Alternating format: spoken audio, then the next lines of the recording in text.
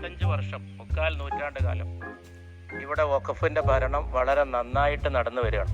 നമ്മുടെ ഭരണഘടനാനുസൃതമായ രീതിയിൽ ന്യൂനപക്ഷങ്ങളുടെ ഒരു വിശ്വാസ പ്രമാണവുമായിട്ട് കൂടി ബന്ധപ്പെട്ട ഒരു വിഷയം എന്നുള്ള നിലയിൽ മാറി മാറി വന്ന ഭരണകൂടങ്ങളൊന്നും അതിനെ കൈമേൽ കൈവച്ചിട്ടില്ല.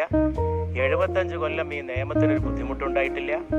ഇടക്കാലത്ത് ഇവിടെ ബഷീർ സാഹിബ് പറഞ്ഞ പോലെ നടന്ന ശ്രമങ്ങൾ ഇതിനെ പരിരക്ഷിക്കാനാണ്. അതിനുവേണ്ടി പല മുൻ ഗവൺമെൻറ്റുകൾ പലതും ചെയ്തിട്ടുണ്ട്.